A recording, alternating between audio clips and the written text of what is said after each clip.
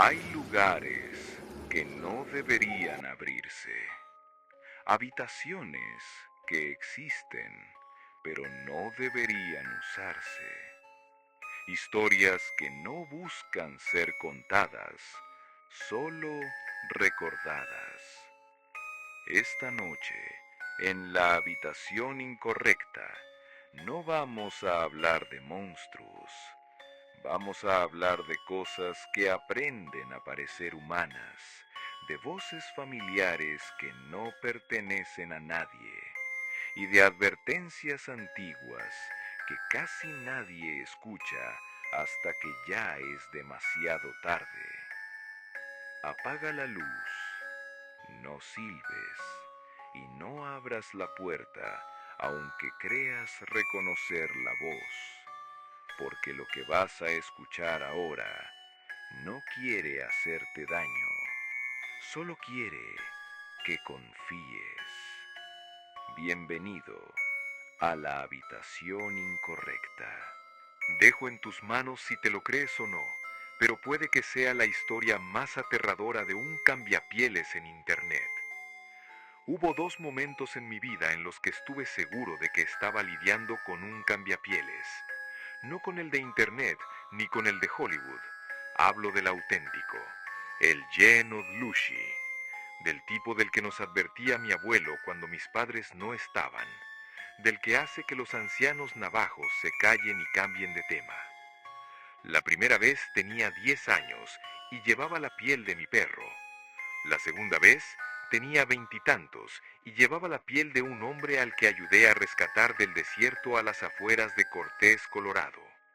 Les contaré ambas historias porque creo que podrían estar conectadas de maneras que apenas ahora empiezo a comprender. Ambas aún me quitan el sueño. Me llamo Mason, soy navajo por parte de madre y crecí dividiendo mi tiempo entre Tulsa y Window Rock, Arizona. Durante 15 años trabajé como técnico de emergencias médicas en áreas silvestres y como coordinador voluntario de búsqueda y rescate para el condado de San John. He visto cómo moría la gente en zonas rurales y he encontrado cuerpos que llevaban semanas allí. He lidiado con hipotermia, mordeduras de serpientes de cascabel, caídas de acantilados y un encuentro particularmente duro con un puma. Pero nada me preparó para lo que encontré durante esa búsqueda en 2006. Permítanme empezar por el principio, con la primera vez. Tenía 10 años el verano que mi abuelo me contó la historia. Habría sido a finales de julio de 1991. Hacía tanto calor que no se podía pasear descalzo por los caminos de tierra alrededor de Winlow Rock. Kent y yo nos quedamos con nuestros abuelos 2 semanas, mientras nuestros padres se tomaban lo que papá llamaba unas merecidas vacaciones. Kent tenía 8 años entonces. Me seguía como una sombra, intentando hacer todo lo que yo hacía. La mayoría de las veces me molestaba, pero en casa de mis abuelos no me importaba tanto. El lugar se sentía demasiado grande por la noche. Mi abuelo mencionaba cosas de pasada, soltaba información y había que prestar atención o te la perdías. La mayor parte del tiempo estaba haciendo otras cosas, como arreglar una cerca, arreglar su camioneta o limpiar su rifle. Ese día estaba desollando un conejo que había cazado esa mañana. Estaba sentado en un cubo volcado observándolo trabajar. Kent estaba adentro con la abuela, ayudándola a hacer pan frito, o más bien estorbando, mientras ella le daba trozos de masa. ¿Sabes por qué no silbamos por la noche?, me preguntó mi abuelo. Negué la cabeza. Era algo que me habían dicho que no hiciera, pero nadie me explicó realmente por qué. Silbar llama a cosas, cosas que escuchan. Hizo un corte preciso, despegando la piel del incauto conejo. Sus manos nunca temblaron, a pesar de tener más de 70 años. La mayoría de las veces nada responde, pero a veces algo sí. No me miró, siguió trabajando. Mi abuelo me habló de un hombre de Chinley. Esto fue hace mucho tiempo, antes de la larga marcha, quizá antes de eso. Este hombre ansiaba poder, Quería vivir para siempre y hacer cosas que la gente normal no puede hacer. Así que aprendió el camino oscuro. Mató a su propio hermano para lograrlo. Usó su piel hasta que se convirtió en suya. Después de eso, podía usar la piel de cualquier cosa, de coyote, de búho, de ciervo, incluso de otras personas. Recuerdo que se me secó la boca. ¿Lo atraparon? No, esas cosas no se atrapan, se evitan. No se pronuncia su nombre y no se silba de noche. Se mantienen las ventanas y las puertas cerradas con llave, y nunca se invita a nadie a entrar. Finalmente me miró. Y si ves algo que no se mueve bien, que no suena bien, aunque parezca alguien conocido, corres. ¿Me entiendes? Sí, señor. Lo digo en serio, Mason. Ves a tu hermano, a tu madre, a tu padre, y algo te hace sentir mal, corres, porque ya no son ellos. No volvimos a hablar de eso ese día, pero esa noche me quedé despierto en la pequeña habitación que compartía con Kent, escuchando cada crujido y gemido de la casa, de mis abuelos. La ventana estaba abierta, hacía demasiado calor para cerrarla, y me quedé mirando el hueco de las cortinas, con miedo de ver algo mirándome. Kent dormía en la otra cama, respirando normalmente. Ese chico podía dormir con cualquier cosa. Lo envidiaba por eso. Y entonces algo arañó la mosquetera. Me quedé rígido. El arañazo volvió, como uñas arrastrando la malla metálica, probándola. Entonces se detuvo. Oí una respiración pesada y húmeda al otro lado de la mosquetera, como si un perro hubiera estado corriendo, pero no era un perro. Quise levantarme para cerrar la ventana, pero no me atreví. La respiración continuó durante lo que parecieron horas, pero quizá fueron solo un par de minutos. Entonces oí pasos que se alejaban entre la tierra. Me tapé las sábanas y recé. Finalmente me quedé dormido. La noche siguiente volvió más o menos a la misma hora en que había estado mirando el reloj, 2:47 a.m. El arañazo era más fuerte esta vez y más persistente. Ahora olía a humedad, filtrándose por la mosquetera. Me recordaba a un animal atropellado, olvidado hace tiempo bajo el sol de verano. Kent se removió en su cama. Mason, ¿qué es ese olor? Vuelve a dormir, susurré. ¿Hay alguien afuera? Vuelve a dormir. Fue entonces que dejó de arañar, pero entonces se oyó una voz. Déjame entrar. Sonaba como la de una abuela, pero no del todo. No puedo configurarlo. ¿Fue eso? Salí de la cama de un salto y cerré la ventana de golpe, con llave. Lo que fuera que estuviera afuera emitió un sonido. No fue exactamente una risa, pero tampoco un gruñido. Luego se alejó. Por la mañana había marcas de garras en la mosquitera, profundas, como si algo hubiera intentado romperla. El marco estaba doblado donde algo lo había empujado. El abuelo lo vio cuando vino a despertarnos. No dijo ni una palabra. Simplemente cogió sus herramientas y volvió a colocar la mosquitera. Esa noche y todas las siguientes, las ventanas permanecieron cerradas. Quemó salvia en nuestra habitación, dejando una línea de ceniza en el alféizar. Un par de noches después, lo oímos caminar por el tejado. Pasos pesados, demasiado pesados para cualquier animal que debería estar allí arriba. Se detuvo justo encima de nuestra habitación. Kent lloraba en silencio en su cama, intentando no hacer ruido. Quería consolarlo, pero no podía moverme. Tenía demasiado miedo de hablar. Nos quedamos allí tumbados, escuchándolo caminar de un lado a otro hasta el amanecer. Por la mañana, el abuelo encontró huellas en la tierra alrededor de la casa. No nos dijo de qué tipo. Se pasó el día haciendo paquetes de protección, colgándolos sobre cada puerta y ventana. Fuera lo que fuese, no regresó. Al menos no a esa casa.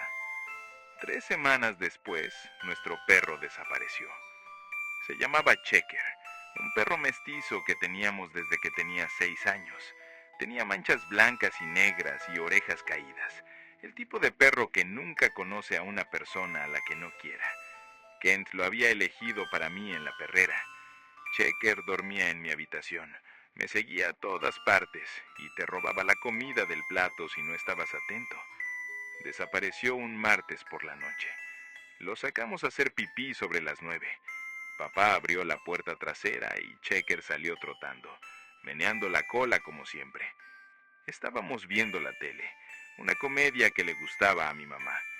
Pasaron unos 10 minutos, luego 15, y papá fue a llamarlo. Vamos, muchacho.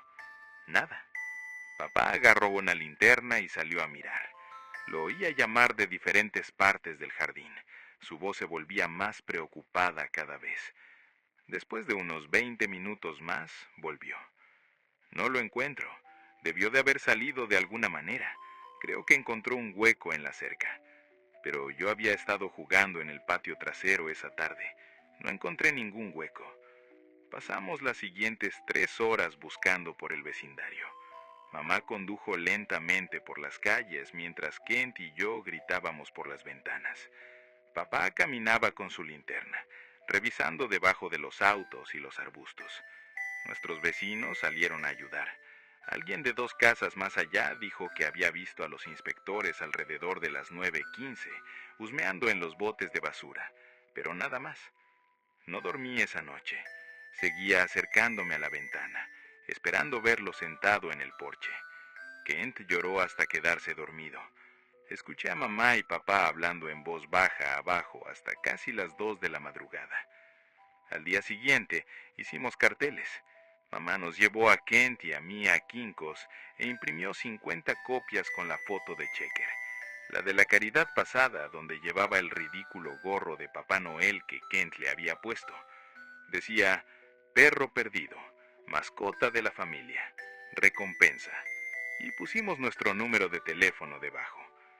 Pasamos la tarde pegándolas en cada poste de teléfono, en cada señal de alto e incluso en el tablón de anuncios del supermercado y de la veterinaria. Kent tocaba puertas mientras yo estaba detrás de él, observándolo cómo explicaba a cada vecino sobre nuestro perro desaparecido.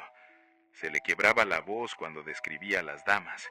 Se esforzaba mucho por ser valiente. Es muy amigable, decía Kent. No muerde ni nada. Si lo ven, ¿podrían llamarnos, por favor? Una señora mayor dijo que estaría pendiente. Los adolescentes de la casa de la esquina apenas levantaron la mirada de sus videojuegos y una amable mujer nos dio galletas, prometiendo revisar el cobertizo. Pasaron los días. Cada vez que sonaba el teléfono, corría a buscarlo, con esperanza, pero nunca se trataba de jugar a las damas. Mamá no dejaba de decir que volvería solo. Los perros tienen un sentido de la orientación fantástico, pero al cuarto día, incluso ella dejó de decirlo. Kent apenas comía. Se sentaba delante de la puerta trasera después de la escuela, observando y esperando. Lo pillé dejando trocitos de su sándwich en el porche trasero, la mantequilla de maní y mermelada favorita de Checker. Lo olerá, dijo Kent, al verme observándolo. Sabrá que lo esperamos. Pasó una semana. Para entonces los volantes empezaban a desvanecerse con el sol. Mamá sugirió cariñosamente que tal vez deberíamos visitar la perrera para ver si había algún cachorro que necesitara un hogar. Kent corrió a su habitación y cerró la puerta de golpe. Lo hizo llozar a través de las paredes. Luego estaba la falsa esperanza. Alguien llamó el día 10 diciendo que había visto un perro blanco y negro en el parque. Corrimos hasta allí. Kent todavía estaba en pijama, pero era la perra de otra persona, una hembra con marcas diferentes. La cara de Kent cuando se dio cuenta, nunca la olvidaré. Fue como si algo se rompiera dentro de él. 12 días después de su desaparición, Checker regresó. Fui yo quien lo encontró temprano en la mañana, casi sin luz. Me levanté al baño y por casualidad miré por la ventana de la sala y allí estaba Checker, sentado en el porche mirando fijamente a la puerta. Debería haberme alegrado, debería haber corrido a dejarlo entrar, pero no lo hice porque algo andaba mal. Estaba completamente quieto, como una estatua. Los perros, sobre todo los que parecen a los Checker, no se quedan quietos ni aunque les pagaras, y no jadeaba cuando ya hacía calor. No, Tenía la boca cerrada. Los perros jadean, es lo que hacen. Pero Checker estaba allí, sentado mirando la puerta, ladeando la cabeza de vez en cuando con curiosidad. Entonces mamá bajó las escaleras. Mason, ¿qué haces despierto? Es vuelto Checker. Corrió a la ventana, emitió un sonido de alegro y se dirigió a la puerta. La agarré del brazo. Espera. ¿Qué, cariño? Lleva casi 2 semanas desaparecido. Entonces el perro se levantó. Su forma de moverse era muy peculiar. Es difícil explicarlo mejor. Como los actores y titiriteros de Barrio Sésamo intentando manejar una marioneta. Sus patas traseras se bloquearon, luego las delanteras, y se incorporó como si se levantara, en lugar de alzarse como los perros. Mamá dudó. Su cabeza giró hacia ella, no girada, sino más bien como un giro, y sus ojos también eran raros.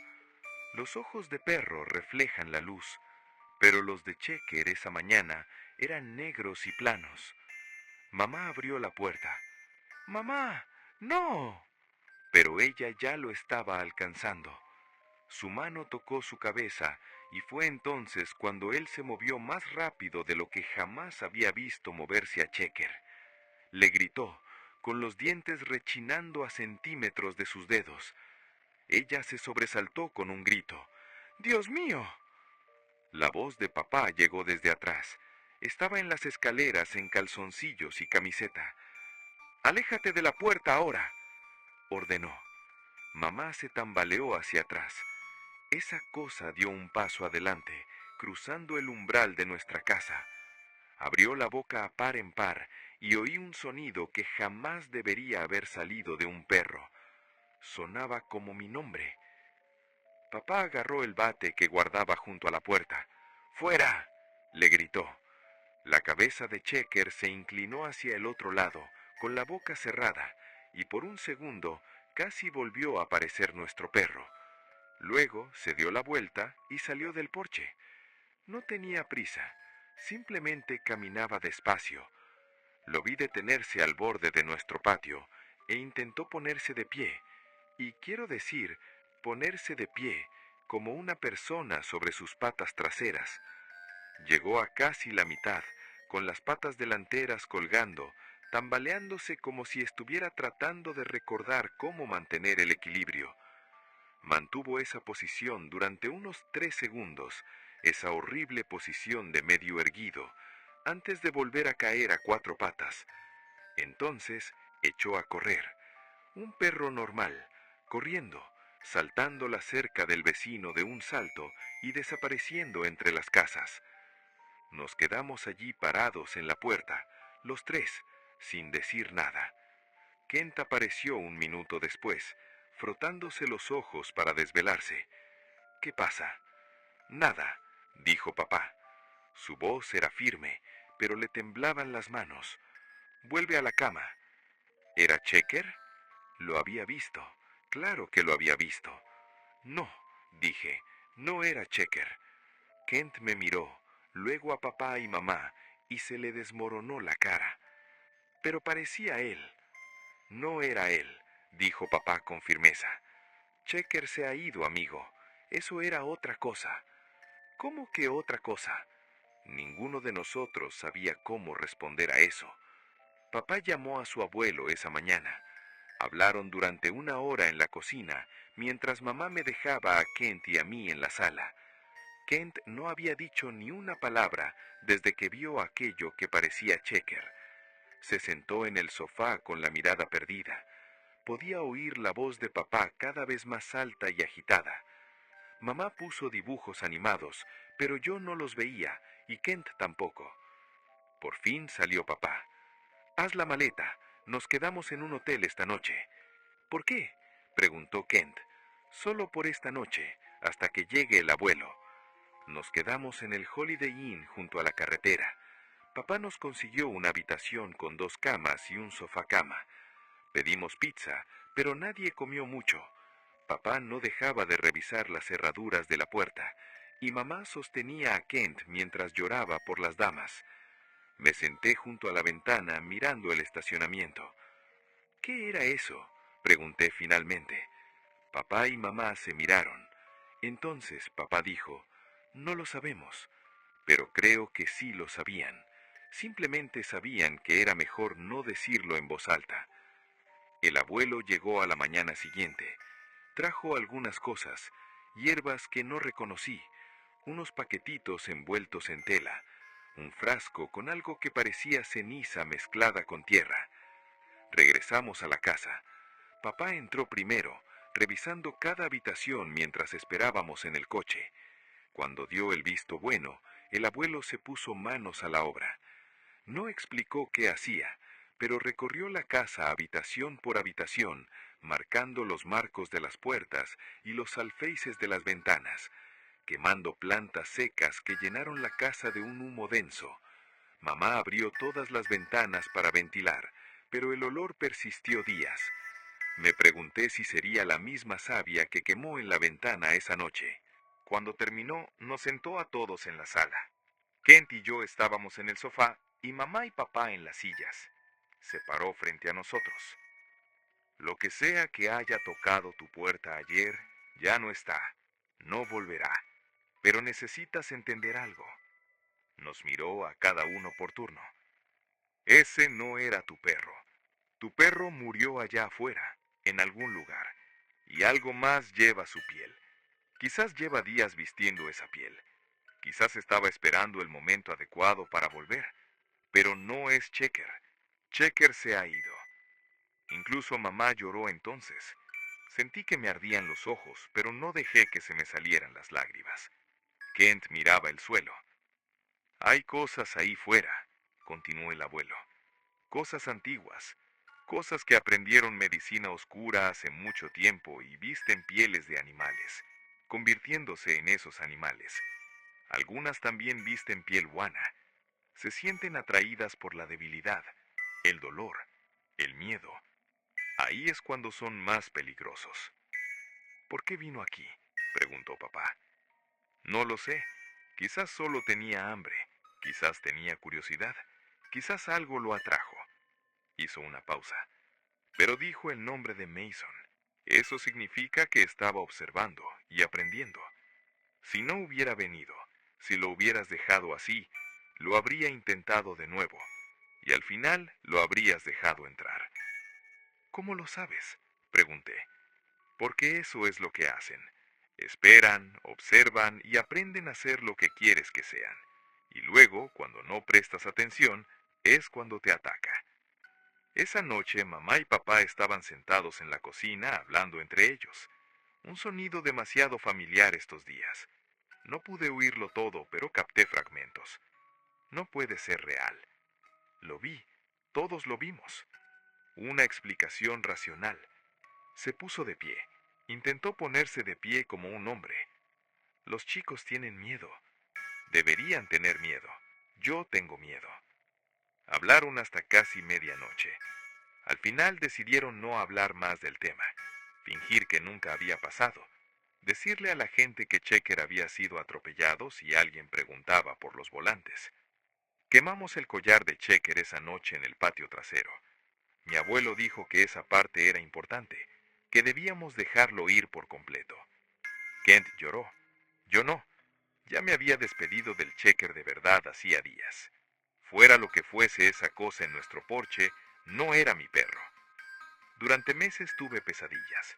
Soñaba que Checker regresaba y que lo dejábamos entrar, que me despertaba y lo encontraba de pie a los pies de mi cama, con los ojos apagados y negros.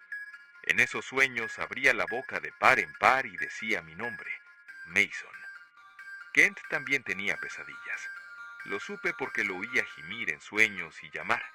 Empezó a dormir con las luces encendidas y a mirar debajo de la cama antes de acostarse. Aunque éramos solo unos niños, nunca quiso ni pidió otro perro. Yo tampoco. Las pesadillas finalmente cesaron, o tal vez simplemente se volvieron menos frecuentes. Aprendí a vivir con lo que había visto. Lo guardé en esa parte del cerebro donde guardas cosas en las que no quieres pensar. Pasaron los años. Crecí y fui a la universidad. Obtuve mi certificación de técnico en emergencias médicas y empecé a trabajar en búsqueda y rescate. Kent se casó y tuvo hijos antes que yo, y la vida siguió. Casi me olvidé de las experiencias vividas. Casi me convencí de que había sido algún animal rabioso, de que mi cerebro de 10 años había exagerado los detalles. Pero luego, 10 años y medio después, recibí una llamada sobre un excursionista desaparecido en la zona de las 4 cumbres. Y todo lo que intentaba olvidar regresó con fuerza. Porque cuando lo encontramos, cuando vi su rostro y lo miré a los ojos, lo supe. Sabía quién era, y supe que había cometido un terrible error al traerlo de vuelta. La llamada llegó a las 4:47 de la mañana de un sábado de octubre de 2006. Ya estaba despierto. No había dormido bien desde mi divorcio. Sí, tenía 26 años entonces y ya estaba divorciado. Mi teléfono se iluminó con el número de Tom. Era coordinador de búsqueda y rescate del condado de San Juan, ex guardabosques, y el tipo de persona que llevaba 25 años en esto y lo había visto todo. Si llamaba antes del amanecer, alguien estaba en serios problemas. Oye, Mason, tenemos a un excursionista desaparecido, un navajo de 32 años llamado Joseph Bentley. Salió a excursionar solo el jueves por la tarde, cerca del sistema de senderos de Sleeping Ute. Tenía que hablar con su esposa ayer. Ella llamó anoche porque no regresó a casa. Ya me estaba poniendo los pantalones. El tiempo. Un frente frío pasó ayer por la noche. La temperatura bajó a -30 grados anoche. Según su esposa, tiene equipo, pero estamos hablando de una exposición mínima de 48 horas. Estaré en la zona de preparación en 30. Que sean 20. Estamos perdiendo luz del día. Bueno, iba a tener que calmarse. Llegué en 25. El área de extracción era un terreno de tierra junto a la carretera donde la carretera giraba al pasar la frontera con Nuevo México. 5 trucks estaban ahí, gente de la oficina del sheriff, Mark Webb con su perro rastreador, el viejo Ford de Tom, un par de voluntarios a los que conocía de cara pero no de nombre. Tom extendía un mapa topográfico sobre el capó de su tranvía cuando me acerqué. El hombre parecía cansado. Claro que Tom siempre parecía cansado. 25 años sacando cadáveres de la naturaleza te hacen eso. Mason, bien. ¿Conoces los senderos para camionetas? Bastante bien. ¿Cuál es nuestra cuadrícula de búsqueda? Señaló una sección del mapa marcada en rojo. Su esposa dice que estaba planeando una excursión de día. Probablemente este círculo, 13 kilómetros, dificultad moderada. Debería haber regresado para el jueves anochecido. Su camioneta sigue en el inicio del sendero. Las llaves estaban adentro. La revisamos, no hay señales de entrada forzada ni de forcejeo, simplemente desapareció. ¿Ha recorrido este sendero antes? Su esposa dice que sube aquí una vez al mes. Conoce el área, tiene experiencia. Tom pausó y se frotó la mandíbula. Pero ahí está la cosa. 2 ganaderos denunciaron la matanza de ganado en esta zona la semana pasada. 3 calveros mutilados. Los abrieron, extrajeron los órganos. La policía de la Nación Navajo envió a alguien, pero no le entendió nada. Eso me dio escalofríos. Depredadores, así lo llaman oficialmente, pero los ganaderos están asustados. Uno de ellos dijo haber encontrado huellas cerca del lugar de la matanza y afirmó que eran humanas. Llegaron hasta una valla de alambre de púas y luego desaparecieron. Dijo que no había nada más que huellas de coyote al otro lado. Una de las voluntarias, una mujer llamada Sara, se acercó y ajustó su radio. ¿Listos para salir? Cada minuto cuenta con este frío. Nos dividimos en 3 equipos. Me emparejaron con Sara y Mark Webb. Mark y su perro irían al frente. Sara y yo cubriríamos los flancos. Tom se dirigió hacia el norte con un bombero voluntario llamado Bill. Los demás fueron a cubrir la cuadrícula este. El sendero comenzó siendo un sendero bien mantenido con marcadores claros. El aire de la mañana era fresco. Aún había escarcha en las zonas sombreadas. Pero a medida que subíamos, el terreno se volvía más accidentado, con pedregal suelto, desniveles pronunciados y tramos donde el sendero se estrechaba a apenas 60 centímetros de ancho, sin nada más que aire a un lado. Aproximadamente a 1 milla de distancia, encontramos la primera cosa extraña. Era un cuervo muerto, perfectamente intacto, yaciendo justo en medio del sendero. No tenía heridas ni señales de qué fue lo que lo mató. El perro de Mark, Bear, tampoco se le acercaba. De hecho, se quedó ahí gimiendo hasta que Mark lo recogió con un palo y lo arrojó a la maleza. ¡Qué raro!, dijo Sara. Los cuervos no suelen caer muertos así. Media milla después encontramos 3 más, todos dispuestos en una línea irregular a lo largo del sendero. ¿Veneno, quizá?, sugirió Mark. No estaba seguro. Joseph Bentley portaba una chaqueta que le había proporcionado su esposa. El perro era bueno en su trabajo. Con el hocico hacia abajo, avanzaba con paso firme por el sendero. Pero a 2 millas se detuvo. Se paró en seco, con la cabeza al alto y las orejas hacia adelante. Oso, Mark se acercó a él. ¿Qué pasa, muchacho? El perro gimió. No era su sonido habitual de trabajo. Era agudo, ansioso. Retrocedió 2 pasos alejándose de algo en el sendero. «Qué extraño», dijo Mark. «Ha estado actuando raro todo el día. No suele asustarse fácilmente. Bueno, el mes pasado rastreó el territorio de un puma sin pestañear». Sara tenía la mano en la radio entonces. Quizás esté detectando a un depredador, pero Bear no actuaba como si lo hubiera olido. El pobre perro parecía aterrorizado. «Déjame revisar», dije, y pasé junto a ellos. El sendero serpenteaba alrededor de una roca del tamaño de un coche. La rodeé y me detuve. Había un olor, no fuerte, pero inconfundible. Un olor a cobre y hierbas. Y algo más. Me recordó a un ciervo muerto. Y al rodear la roca, la temperatura pareció bajar. Quizás unos 10 grados más en ese punto. Pero ahí no había sombra. No tenía por qué pasar eso. Mi mano se dirigió al cuchillo en mi cinturón sin siquiera pensarlo. «Mason, ¿ves algo?» «Nada», dije, «solo agárrate». La tierra que tenía delante parecía removida.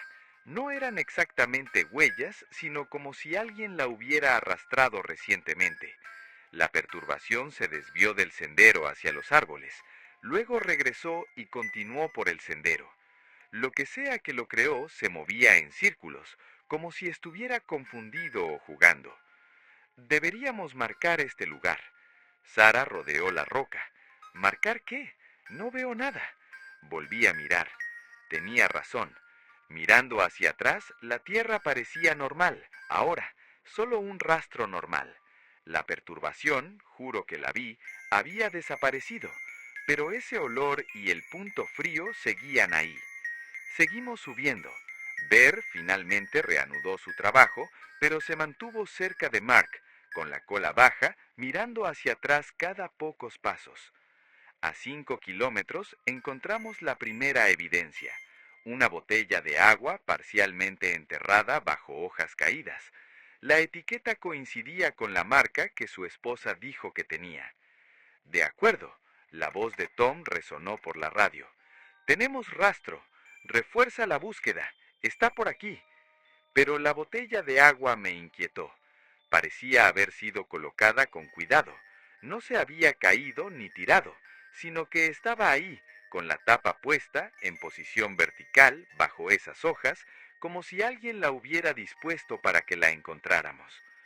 Los siguientes 3 kilómetros fueron más difíciles.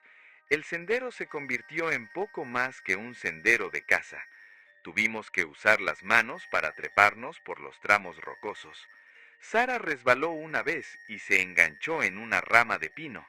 Al retirar la mano tenía sangre en la palma, no de espinas, sino de pequeños cortes que parecían como si la rama hubiera sido tan afilada como el cristal. «¿Qué demonios?», observó la rama con más atención. Parecía estar bien, pero al tocarla con más cuidado se cortó el dedo igual. «¡Auch! Eso no es normal». Toda la vegetación de la zona era así. Parecía normal, pero al mirarla con más atención o tocarla, no era normal. Cuando Mark intentó abrirse paso entre unos arbustos, se echó atrás. Su chaqueta estaba rasgada en 3 partes con cuidado. Ahora nos adentramos más en la zona alta. Empecé a notar otras cosas. Cuanto más nos alejábamos, menos pájaros cantaban, menos insectos emitían sonidos, y en poco tiempo todo se calmó, dejando una quietud claustrofóbica que hacía que cada sonido que hiciéramos pareciera demasiado fuerte.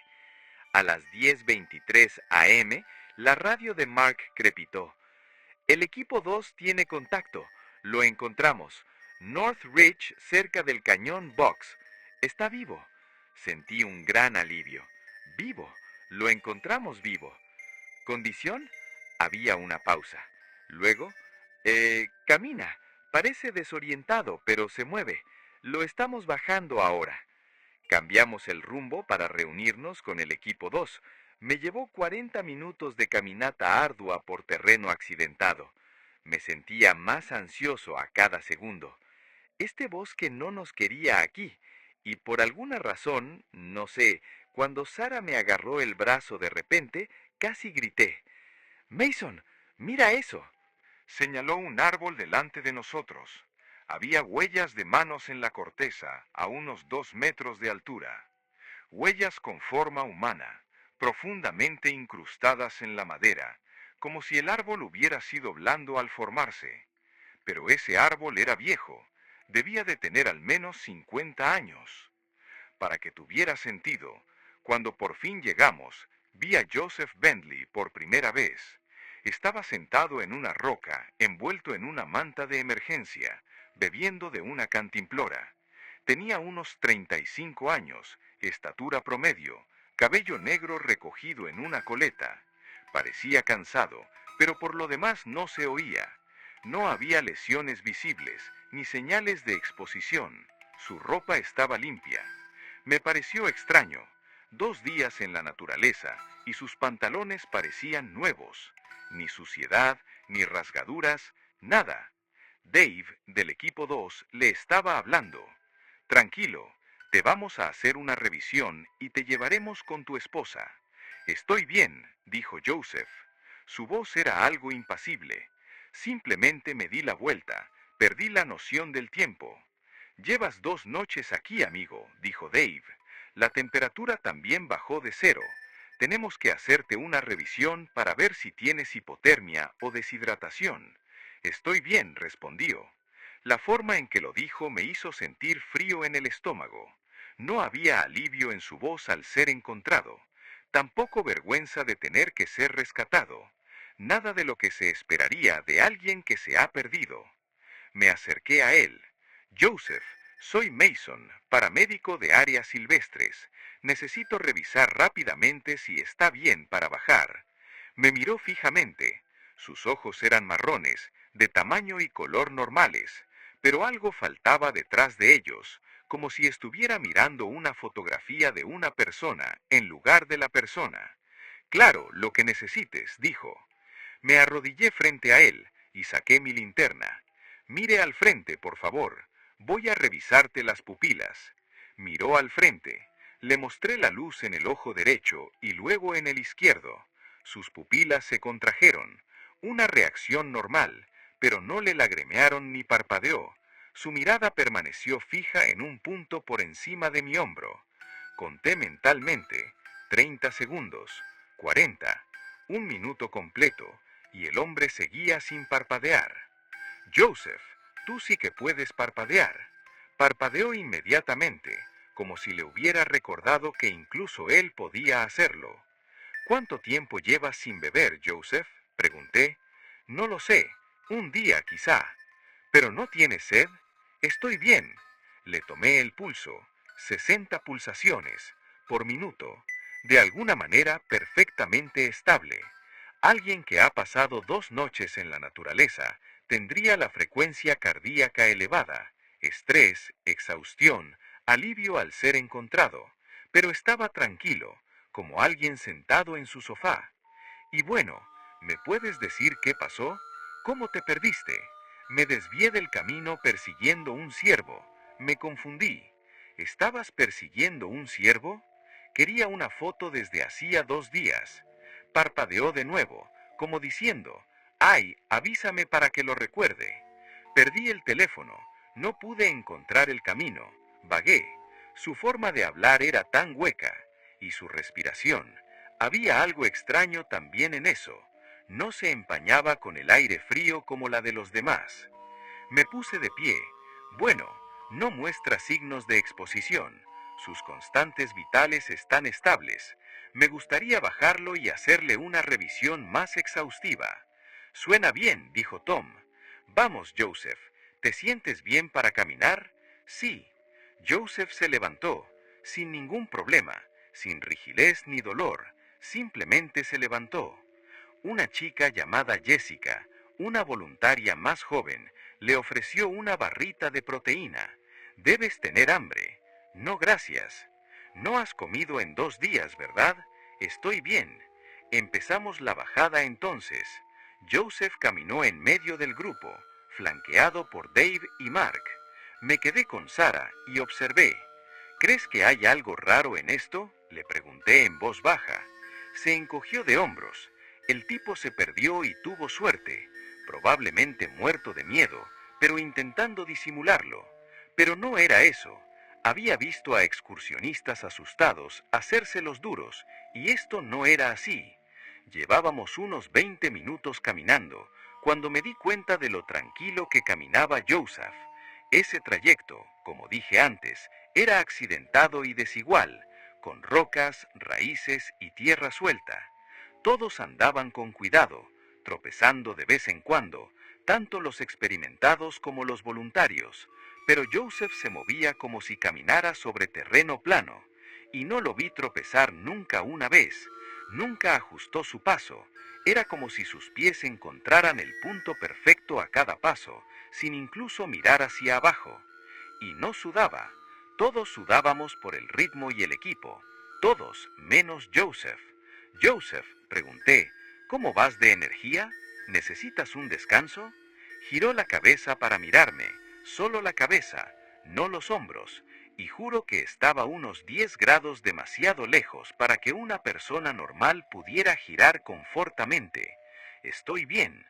Aún así deberíamos parar, que todos recuperen el aire.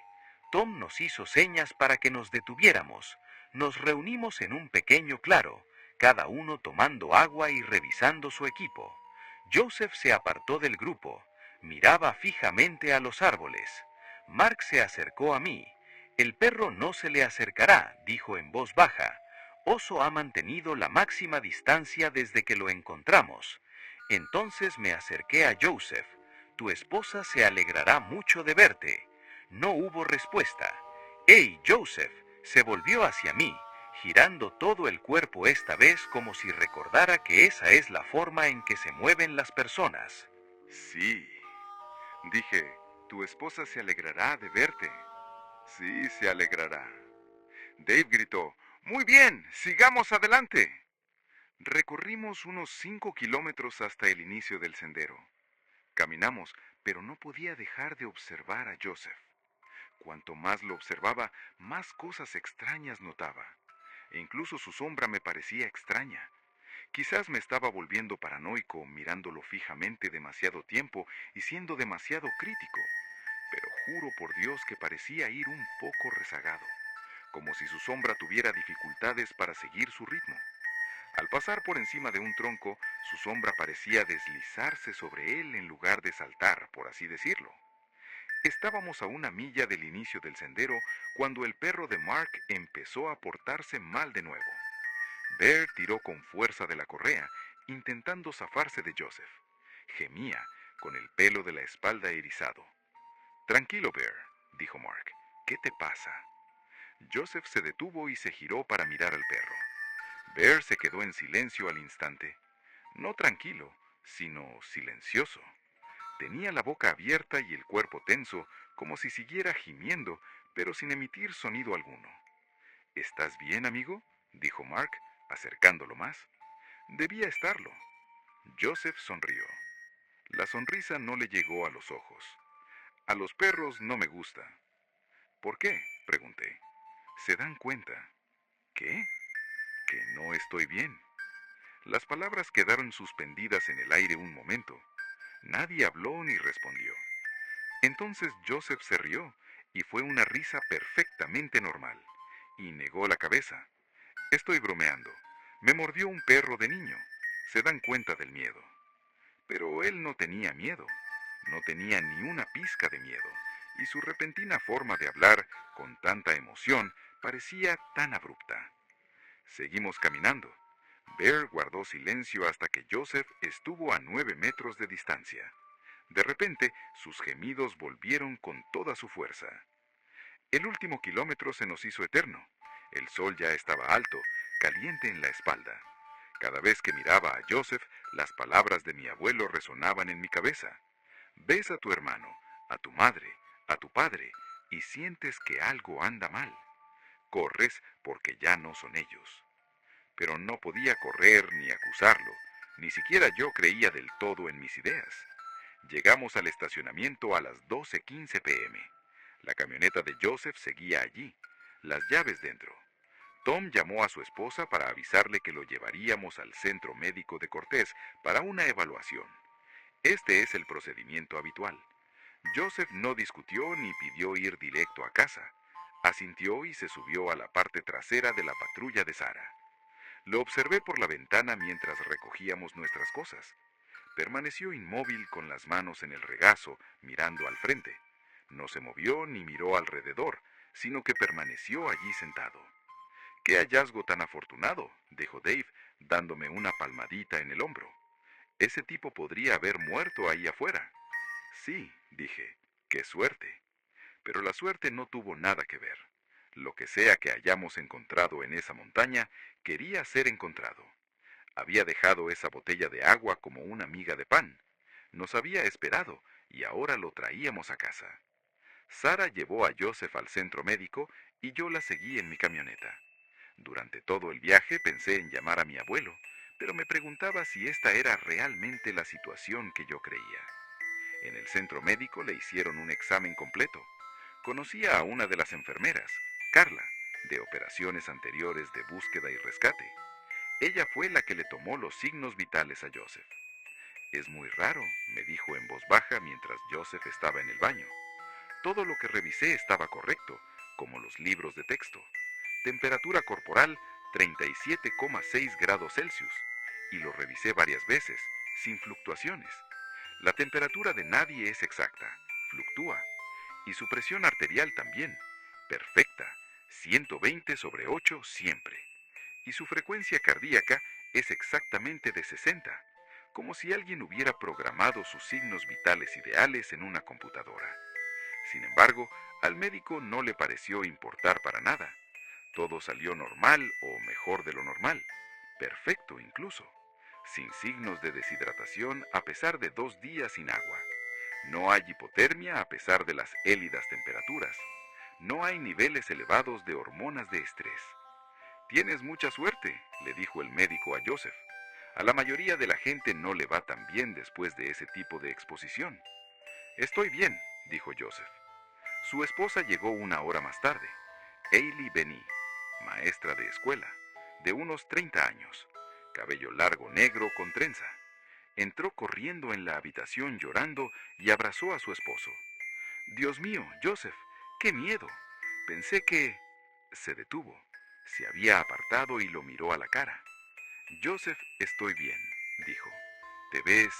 Le tocó la cajilla y vi que se estremeció ligeramente como si su piel tuviera la temperatura equivocada, aunque acabábamos de comprobarlo.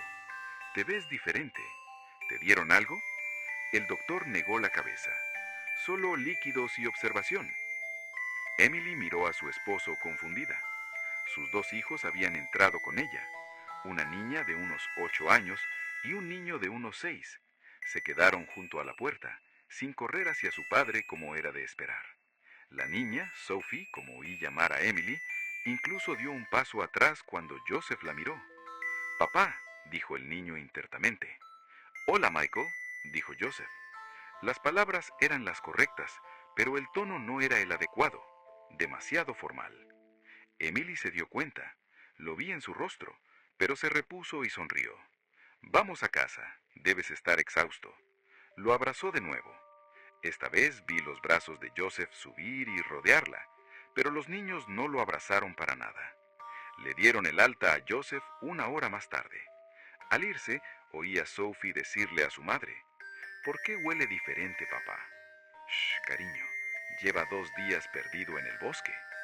Los vi alejarse mientras Emily hablaba, mientras Joseph miraba por la ventana, los niños en silencio en el asiento trasero. Debió haber sido el fin. Senderista desaparecido encontrado sano y salvo. Todos a casa. Caso concluido. Esa noche me quedé despierto sentado en la mesa de la cocina con mi portátil, buscando cualquier explicación de lo que había visto. Encontré el perfil de Facebook de Joseph. Su esposa publicaba con frecuencia fotos familiares, eventos escolares, excursiones de senderismo. Revisé meses de publicaciones. El Joseph de esas fotos era diferente a la persona que encontramos. El mismo rostro y la misma complexión, pero le faltaba algo esencial al hombre que bajamos de la montaña. El Joseph de la foto sonreía con toda su cara, tenía arrugas alrededor de los ojos y miraba a su familia con cariño. Lo que trajimos a casa no tenía nada de eso. Alrededor de las 3 a.m. dejé de intentar justificarlo. Sabía que algo andaba mal. Pensé en llamar a alguien, tal vez Tom o a mi abuelo, pero una vez más no lo hice. No hice nada y me dije a mí mismo que estaba siendo estúpido. Estar así de perdido tiene efectos diferentes en cada persona. No todos lo gestionan de la misma manera.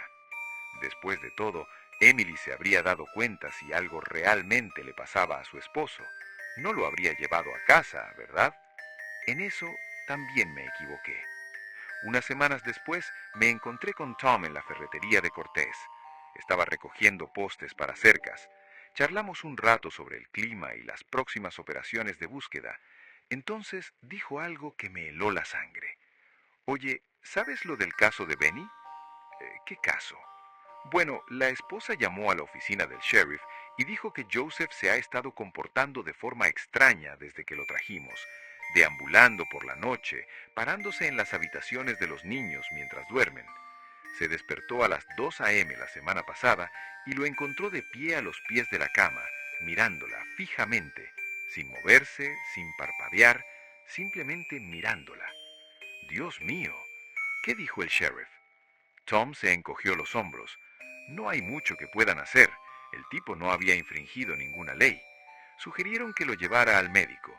Quizás revisara si tenía una lesión en la cabeza que no habíamos notado, trastorno de estrés postraumático por estar perdido. Hizo una pausa. Luego miró alrededor para asegurarse de que nadie más lo escuchara. Sarah dijo que Joseph parecía estar bien cuando habló con él, educado y cooperativo, pero dijo que algo no iba bien.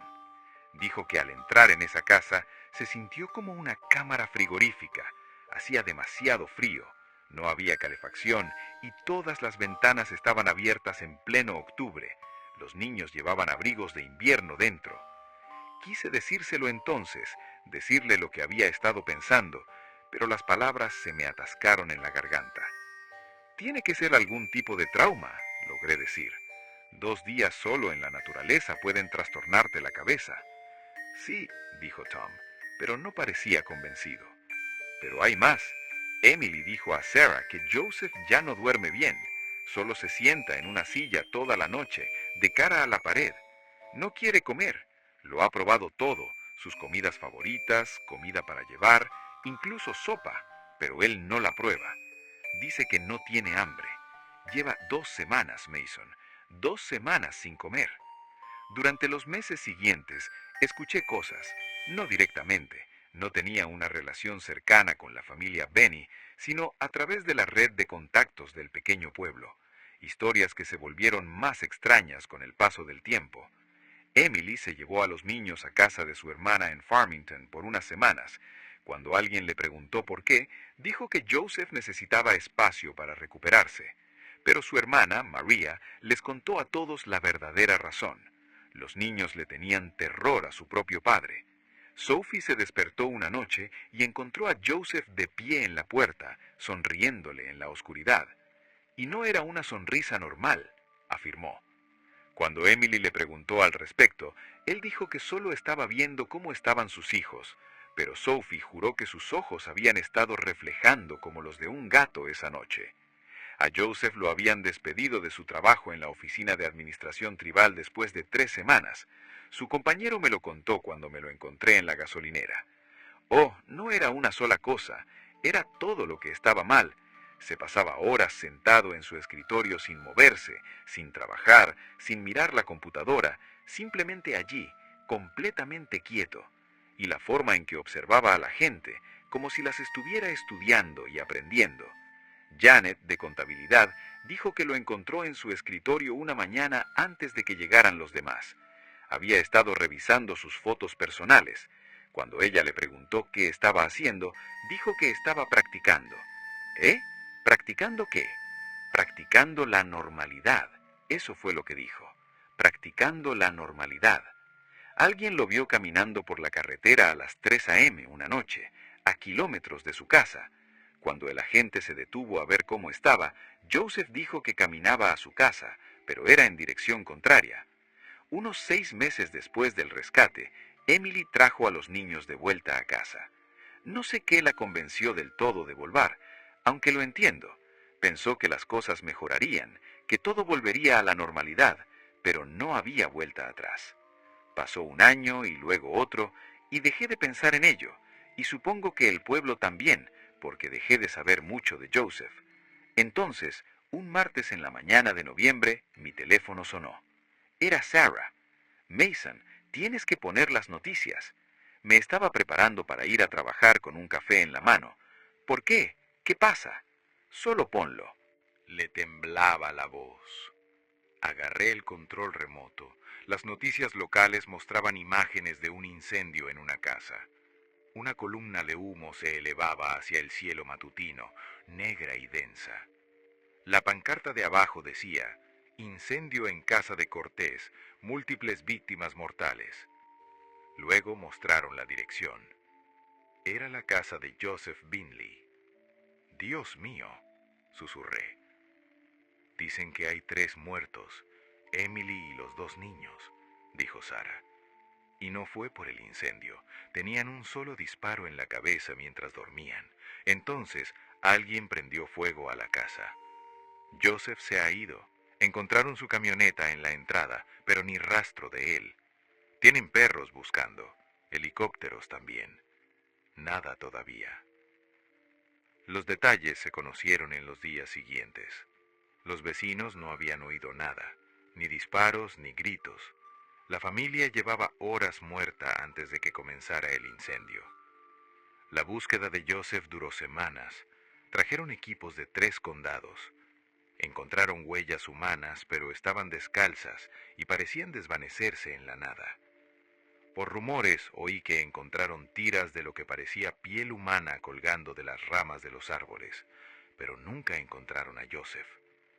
La investigación oficialmente concluyó que Joseph Binley había sufrido un brote psicótico, había matado a su familia y había huido al desierto. Asumieron que estaba muerto en algún lugar. Exposición, dijeron. Animales. El caso se cerró. Terminé mudándome a Albuquerque. Ya no me apetecía quedarme en ese pueblo. Pero un tiempo después recibí una llamada de Tom. Encontraron algo, dijo. Tom, de verdad que no, solo escucha. Estaban haciendo un ejercicio de entrenamiento cerca de Sleeping Youth, voluntarios de New S enseñándoles patrones de búsqueda en cuadrícula, la misma zona donde encontramos a Joseph hace unos años. Se me hizo un nudo en el estómago. ¿Qué? Encontraron restos humanos esparcidos a lo largo de unos 30 metros, principalmente huesos, algunos fragmentos de ropa, bastante devorados por animales. Hizo una pausa. Analizaron el ADN. Mason, era Joseph. Pero eso es imposible. Joseph mató a su familia hace como 6 meses. Si murió allí, no... Tom lo interrumpió. No me entiendes bien. El médico examinó los restos basándose en la descomposición, erosión, actividad de insectos y crecimiento de plantas a través de los huesos. Calcula que la muerte ocurrió aproximadamente hace 2 años y medio. Me sentí mareado. ¿Qué? 2 y 12 años, Mason. Ese lugar tiene la edad que tenía cuando Joseph desapareció por primera vez, antes de encontrarlo, antes de traerlo de vuelta. No podía hablar. Encontraron su licencia de conducir, su anillo de bodas, todo cuadra. Si estos restos son de hace 2 años y medio, si Joseph Binley murió allí arriba cuando desapareció por primera vez, antes de que lo encontráramos, antes de traerlo de vuelta, ¿qué demonios trajimos de esa montaña? ¿Qué vivió en esa casa durante 2 años? ¿Qué mató a Emily y a esos niños? Y hasta aquí la historia de hoy. Si alguna vez trabajas de noche, si caminas solo, o si escuchas tu nombre cuando sabes que nadie debería estar ahí, recuerda esto. No todo lo que pide ayuda quiere ser salvado. No todo lo que parece humano lo es. Y si alguien te pide una cobija extra cuando el frío no tiene explicación, no se la des. Gracias por escuchar. Nos vemos en el próximo relato. Si nada nos sigue en la oscuridad. Buenas noches.